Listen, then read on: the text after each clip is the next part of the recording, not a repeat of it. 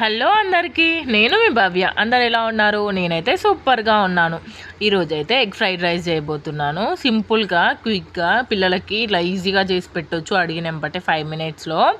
అన్ని పిల్లలైతే ఇంకా అవన్నీ వేస్తే తినరు కదా, క్యారెట్ అవన్నీ వేస్తే. సింపుల్గా ఏమి వేయకుండా అయితే ఫ్రైడ్ రైస్ చేయబోతున్నాను. అండ్ చాలా టేస్టీగా కూడా ఉంటుంది.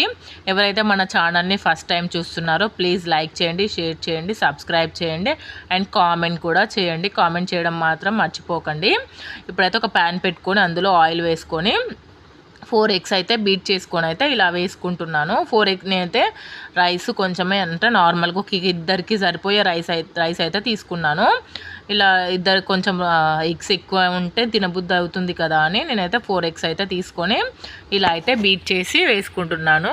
వేసుకున్నాక ఇందులో కొంచెం అల్లం వెల్లుల్లి పేస్ట్, కొంచెం పసుపు, కొంచెం కారము, సాల్ట్ మన రుచికి తగ్గట్టు మన రైస్కు తీసుకునే క్వాంటిటీని బట్టి మీరు సాల్ట్ యాడ్ చేసుకోవచ్చు.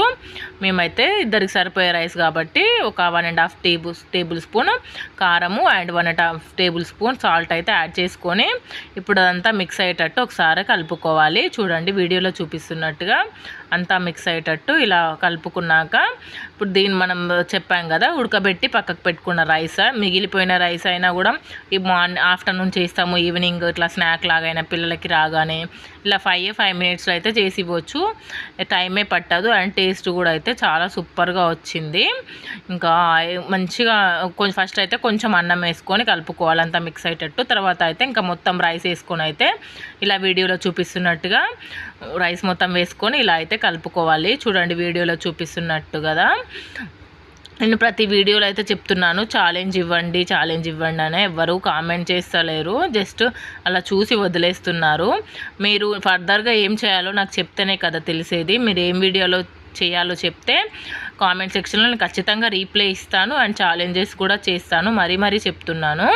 అండ్ లాస్ట్లో అయితే అంతా కలుపుకున్నాక కొంచెం కొత్తిమీర, కొంచెం పచ్చి ఆనియన్స్ పైన వేసుకోవాలి. చాలా బాగుంటుంది టేస్ట్. రైస్లో పక్కకు పెట్టుకుని తిన్నా సరే, ఆనియన్స్ వేసుకున్నా సరే బాగుంటుంది. అండ్ హాఫ్ లెమన్ అయితే ఇలా స్క్వీజ్ చేసుకోవాలి. మొత్తం హాఫ్ లెమన్ మొత్తం చేసుకొని మళ్ళీ ఒకసారి మొత్తం కలుపుకోవాలి. అంతా మిక్స్ అయ్యేటట్టు కొత్తిమీర మనం అన్నీ వేసుకున్నాం కదా, కలుపుకొని సర్వ్ చేసుకుంటే వేడివేడిగా సూపర్గా ఉంటుంది. టేస్ట్ మాత్రం నిజంగా చెప్తున్నా, ఒకసారి అయితే ట్రై చేయండి. సింపుల్గా అయిపోయింది. టేస్ట్ కూడా చాలా సూపర్గా ఉంది. అండ్ ఛాలెంజెస్ గురించి చెప్తున్నాను కదండి, ఛాలెంజెస్ అయితే ఇవ్వండి, నేను ఖచ్చితంగా చేస్తాను. ఖచ్చితంగా కామెంట్ చేయండి. నేను ప్రతి ఒక్క కామెంట్కి అయితే రీప్లై ఇస్తాను. కావాలంటే నా కామెంట్ సెక్షన్కి అయితే వెళ్ళి చూడండి. ప్రతి ఒక్క కామెంట్కి రీప్లై ఇస్తాను. అండ్ ఖచ్చితంగా మీరు నెక్స్ట్ ఏం వంట చేయాలి, ఏం చేయాలి అనే వాటికి మాత్రం ఖచ్చితంగా రీప్లై ఇవ్వండి. నేను ఖచ్చితంగా చేస్తాను. Please subscribe my channel.